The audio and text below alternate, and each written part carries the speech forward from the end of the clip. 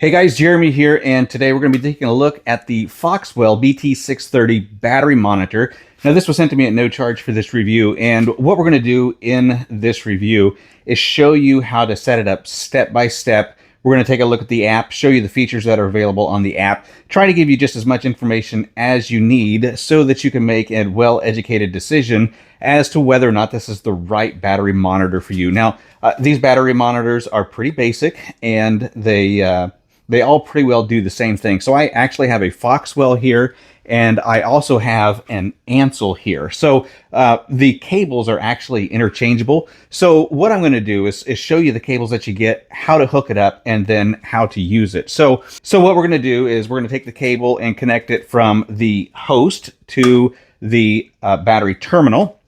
And then we're also going to take our positive and negatives. Now, these positive and negatives don't have anything on them. In order to make this battery monitor work, you're going to have to get some alligator clips. And I just got a little pack of these little, a 10 pack of positive and negative alligator clips. And then you're going to have to connect those clips to your positive and negative wires. And those positive and negative wires then are going to look like this. So you got one side that you are going to install into the power, and there's going to be three possible options there. One's going to be your positive, one's going to be your ground, and then you've also got a third one which could be used with a cable that looks like this.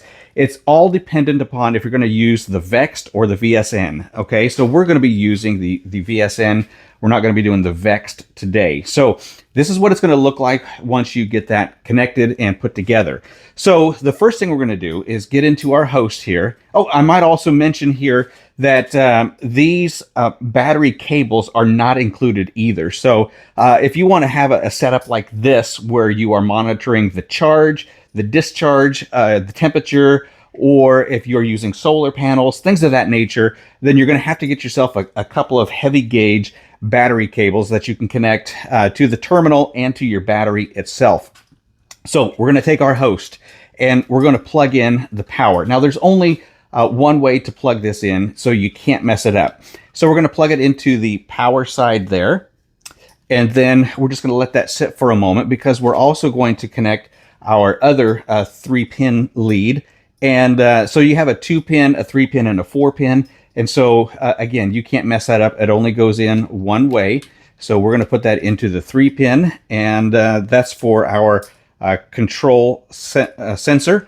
And then last, we're going to go ahead and plug in our temperature sensor. And this is a 2-pin, so we're just going to plug it in, and it's going to look just like this. So we have everything actually plugged into the host. Now, next thing that we want to do is make sure that our terminals are connected correctly. So if you look at these terminals here, what we have here is one side says BAT, and that's going to be your battery side or your negative side. And then you have a load side, and this is going to be for your connecting your solar panels, or if you're connecting a battery charger or anything like that. So we're just going to leave that how it is. Now these screws are just going to come off by hand, and then when you snug them down, you might want to use a pair of channel locks to tighten them up. So let's go ahead and we're going to get some power to this.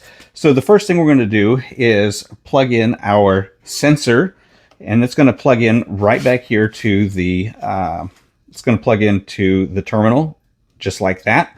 All right, so currently there's no power going to it.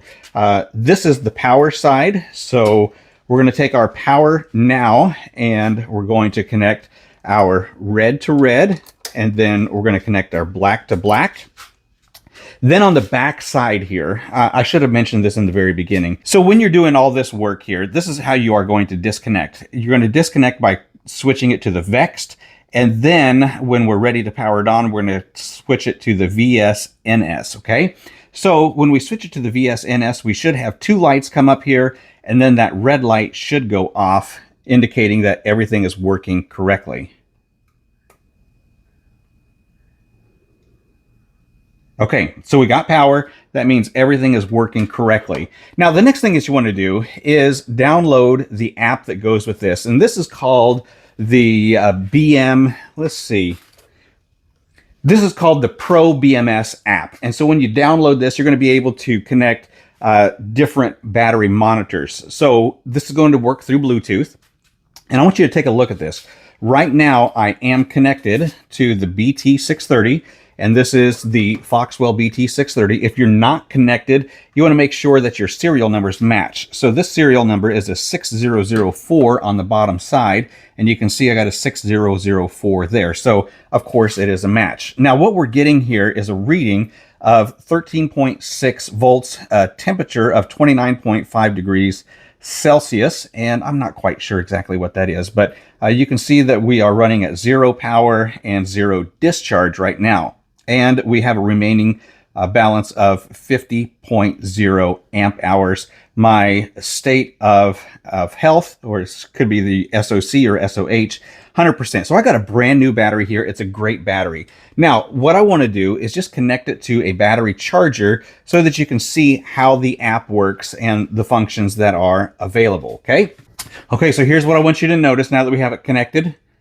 My voltage is sitting at a 13.19, temperature 29.6, and the cumulative charge is 0.05 kilowatts, okay? So what I'm gonna do is boost my battery charger so that you can see 13.2 volts, and the app is telling us 13.2 volts.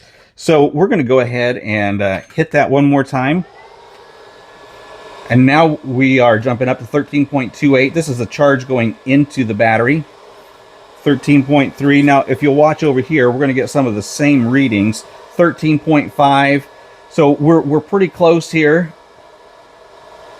And that's how that works. Now, down here at the bottom, we can hit a chart, and we can take a look at some of the previous readings here for the day. You can see that is scrolling across there. The devices that we have. We're going to add a device here in just a minute. Settings, we can set all of our settings. Now, I would rather go with Fahrenheit, to be quite honest with you. And then we're going to leave everything the same. So we're going to go back now to our home screen, take a look at the battery, and we're 13.36 volts. And so everything is currently looking good. Temperature went up to 85 degrees. That's pretty much the temperature right here in the garage. If we put the thermometer in our hand, we should get an increase. There, you can see that body temperature is raising that temperature pretty quickly. So that's how that works. Super nice, convenient to just check the state of health of your battery and just to monitor it on a regular basis. And so if that's what you're looking for, if you're a do-it-yourselfer, then this FOXWELL BT630, super simple, easy device to get hooked up and connected. Again, you can hook it up to a battery charger, solar panels, things of that nature, and monitor the charge, discharge, and the health of your battery.